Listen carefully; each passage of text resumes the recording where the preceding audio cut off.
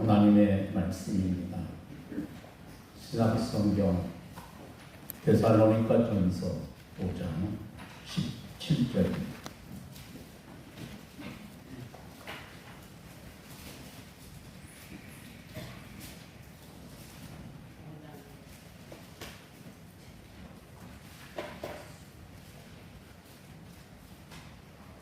쉬지 말고 기도하라.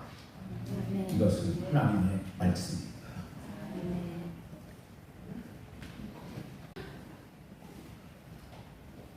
여러분, 하나님은 영시기에 우리의 육안으로 볼 수 없지요. 그렇다면 보이지 않는 우리 하나님을 우리는 어떻게 만날 수 있을까요? 하나님을 만나고 교제하는 것이 우리의 신앙생활인데 답답한 노릇입니다. 다행히 하나님께서 중요한 도구 두 가지를 우리에게 주셨습니다. 말씀과 기도입니다. 말씀을 읽고 묵상할 때 성령을 통해 하나님은 우리와 함께해 주십니다. 우리가 하나님께 기도할 때 하나님은 우리와 함께해 주십니다. 우리는 말씀과 기도를 통하여 우리 하나님을 가까이 할 수 있습니다. 하나님을 가까이 하는 되게 여러분, 하나님을 가까이 하셔서 하나님의 복된 삶을 사는 믿음의 주인공이 다 되시기를 바랍니다. 여러분, 우리가 복된 삶을 살기 원한다면 복잡하게 생각할 것이 없습니다. 우리가 말씀과 기도에 집중하면 됩니다. 그렇게 하면 하나님 우리를 만나주시고 축복하십니다. 그래서 시편 1편 2절과 3절은 복 있는 사람을 가리켜 성경은 이렇게 우리에게 말씀하십니다. 오직 여호와의 율법을 즐거워하여 그의 율법을 주야로 묵상하는 자로다. 그는 시냇가에 심은 나무가 철을 따라 열매를 맺으며 그 잎사귀가 마르지 아니함 같으니 그가 하는 모든 일이 다 형통하리로다. 말씀을 묵상하는 사람은 시냇가에 심겨진 나무처럼 하나님과 친밀한 관계를 가짐으로 잎이 푸르고 열매가 풍성한 것처럼 형통한 삶을 살게 하겠다는 하나님의 축복의 말씀입니다. 그러기에 우리가 신앙생활하면서 무엇보다 여러분은 말씀과 기도에 집중하십시오. 말씀은 영혼의 양식입니다. 기도는 영혼의 호흡입니다. 오늘 말씀이 바로 기도가 영혼의 호흡임을 우리에게 암시해 주십니다. 데살로니가전서 5장 17절 쉬지 말고 기도하라. 여러분, 오늘의 말씀을 통째로 암기하십시오. 쉽지요? 쉬지 말고 기도하라. 우리 육체는 호흡을 잠시만 하지 않아도 여러분 큰일 그와 마찬가지로 우리 영혼이 기도하지 않으면 큰일 납니다. 어떤 일들은 기도가 어렵다면서 기도를 기피합니다. 하지만 그것은 전적인 오해입니다. 여러분, 기도는 아주 쉬운 것이에요. 왜냐하면 여러분 지금 호흡하고 계신데 내가 호흡해야지, 그래서 호흡하고 계신 분이 계십니까? 내가 호흡하는 너무 힘들다, 그런 분 계십니까? 그 병드는 거죠. 병도 여러분 보통 심각한 병이 아닙니다.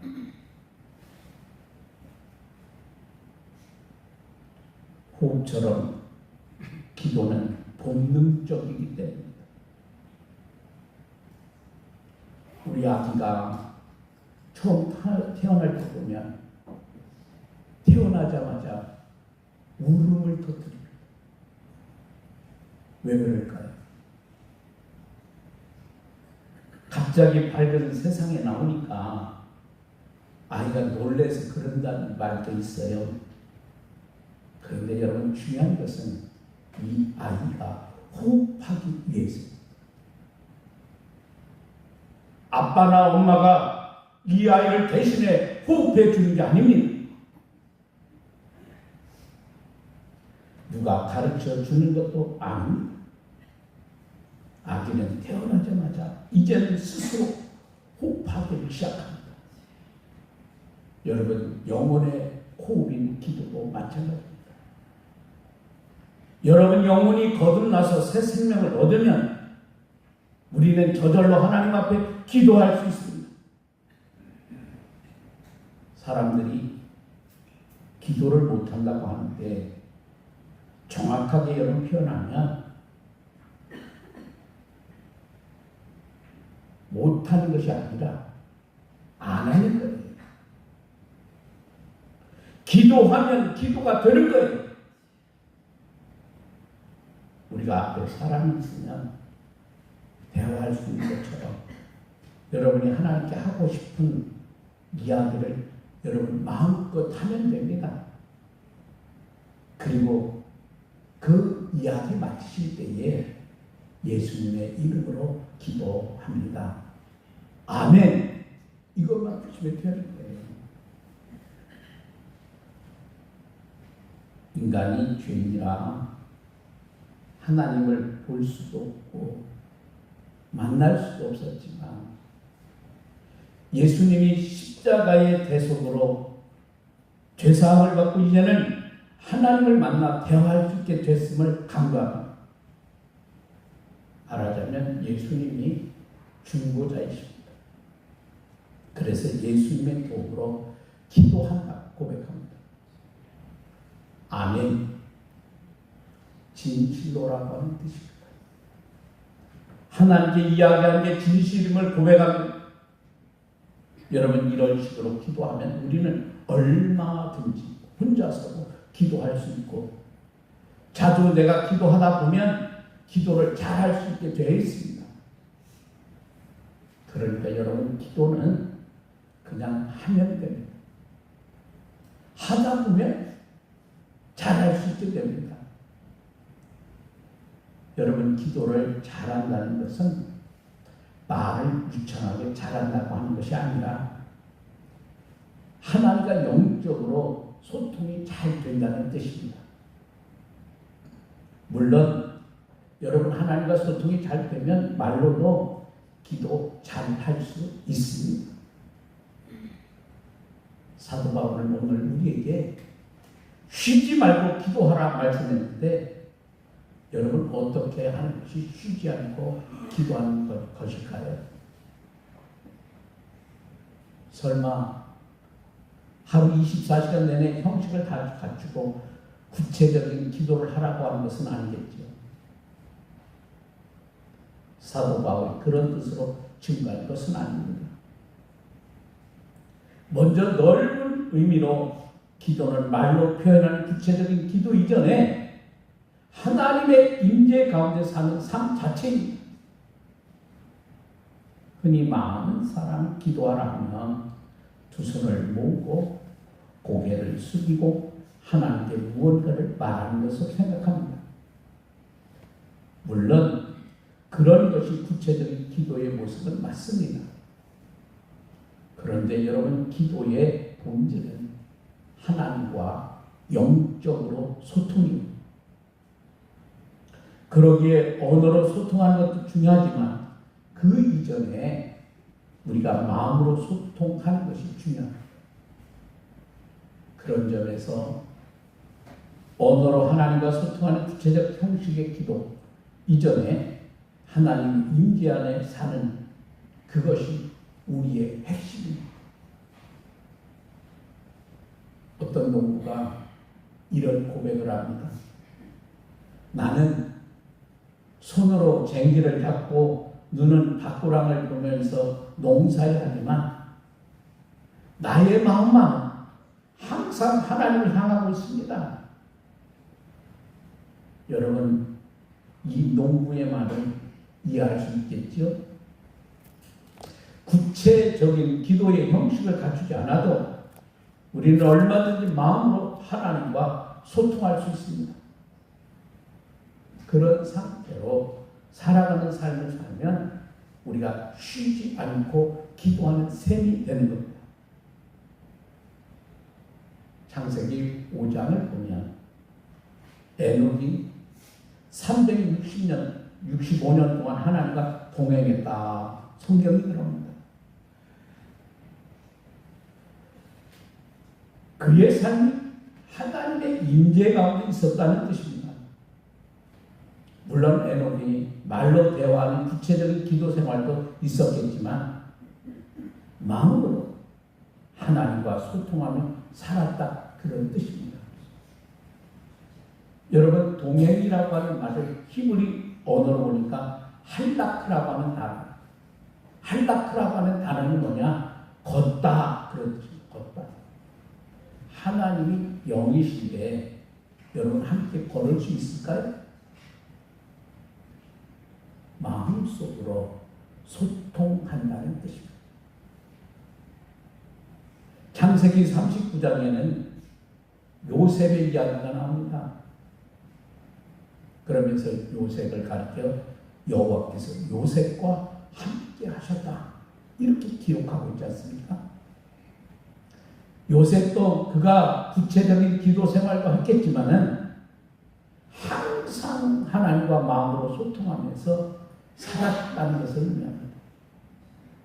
이런 게 바로 호흡처럼 기도하는 삶의 모습입니다.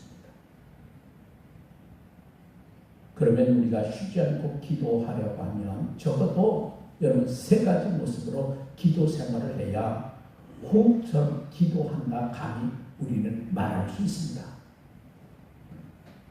그 세 가지는 일상의 기도, 긴급 기도, 그리고 특별 기도입니다.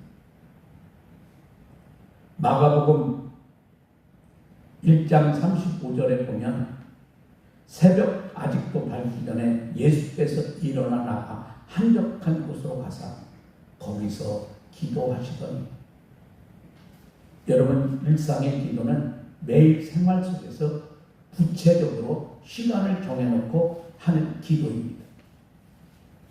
주님은 그 전날 수많은 사람이 몰려와서 말씀의 사역과 치유 사역을 밤늦게까지 하셨습니다. 아무리 하나님의 아들이라 할지라도 예수님도 육체를 갖고 계셨기에 피곤할 수도 있었지만 예수님은 어김없이 새벽 밝기 전에 조용한 장소를 찾아 홀로 기도하셨습니다. 저는 요즘 우리 교회에 감사하는 것 중에 하나가 새벽 기도에 많은 분들이 전부 다 나오십니다. 그분들에게 늘 고마움이 있습니다. 여러분, 제 사정을 여러분이 좀 아시지만 제가 건강이 그렇게 좋은 사람이 아닙니다. 저도 육신을 가졌기 때문에 피곤하기도 하고 어느 때는 새벽 기도하는 게 그렇게 쉽지만은 않습니다. 그러나 그분들이 계시기 용기를 내고 힘을 내서 특별한 경우가 아닙니다. 총회를 간다든가 그런 경우가 아니고는 제가 새벽 기도에 빠지지 않아요. 때로는 어렵고 힘들어도 나를 위해 기도해주는 그 성도들이 있기에 늘 감사한 마음이 있습니다.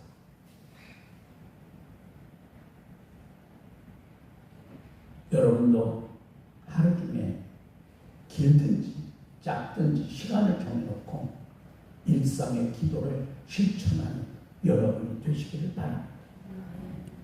그래서 여러분이 하나님을 점점 더 깊이 체험함으로 영육간에 강건하며 범사에 형통한 삶을 살아가는 여러분이 되시기를 바랍니다. 긴급의 기도는 다른 말로 하면 응급기도입니다. 여러분 병원에 가면 응급실이 있지요. 그와 같이 긴급한 일이 있을 경우에 집중적으로 하는 기도입니다. 절박한 상황에서 간절히 하는 기도입니다. 건물을 보면 건물마다 비상구가 있습니다.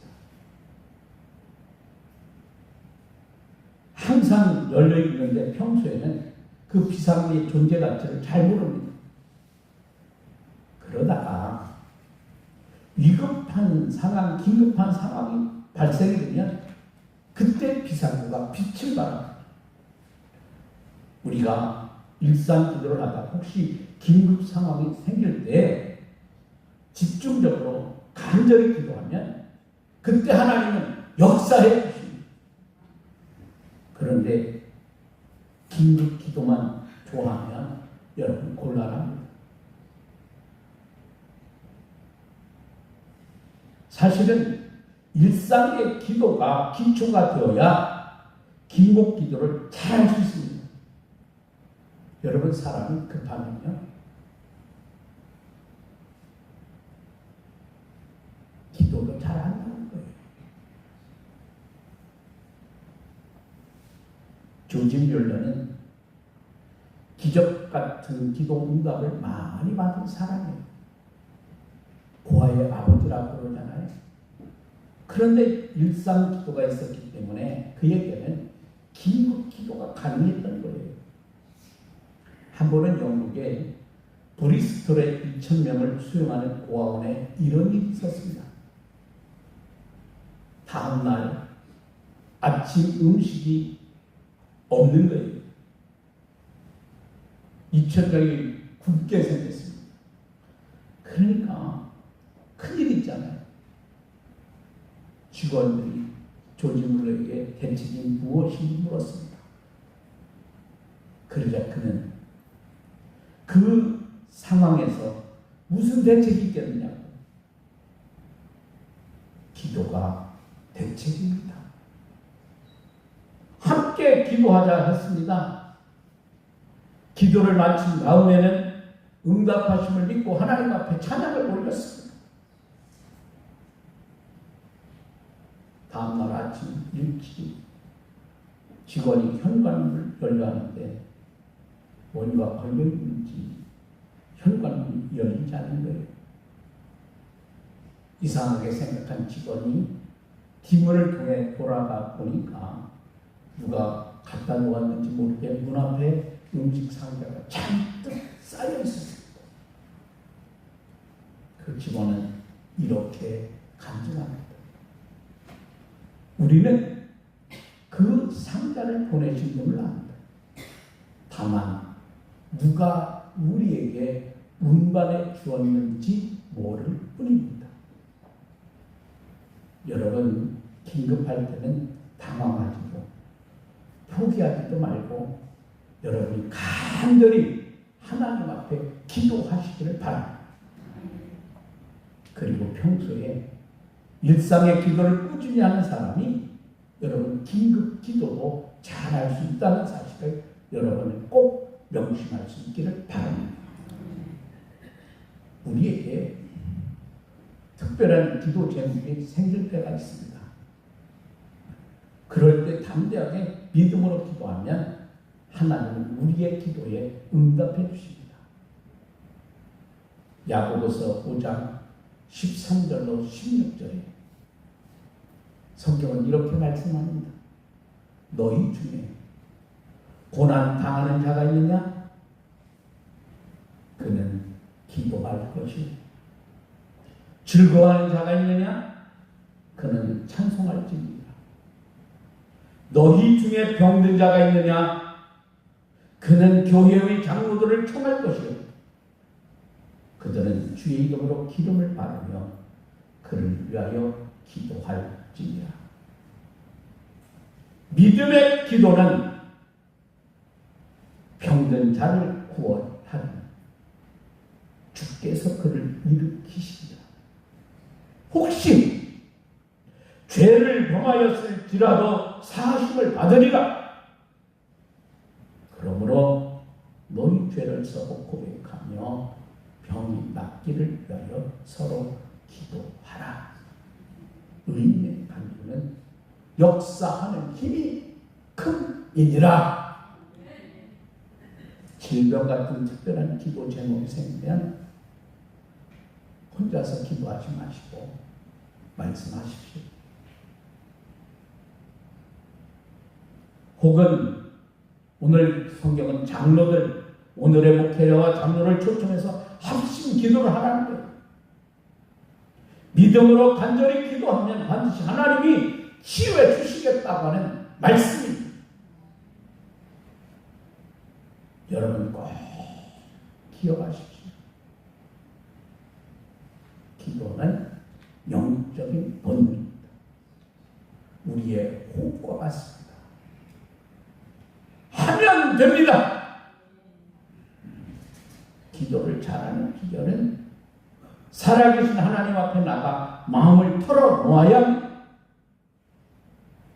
여러분, 말을 유창하게 하는 것도 중요하지 않습니다. 내가 진심으로 열심히 기도하면 그게 잘하는 기도예요. 쉬지 말고 기도하라. 이 말씀은요, 명령형이에요.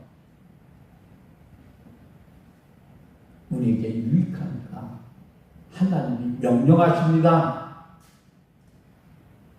부모가 자식에게 밥 먹어라, 공부해라. 왜 그렇게 말합니까?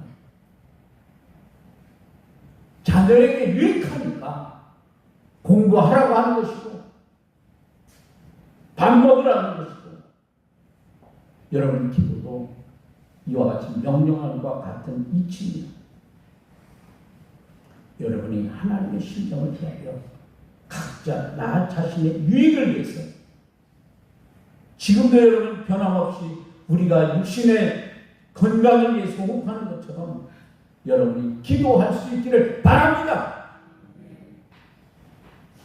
그래서 여러분 하나님 앞에 임재하에 풍성한 은혜와 축복을 누리시고 승리하는 사랑하는 성도 여러분 모두가 되시기를 주님의 이름으로 축복합니다. 기도합니다.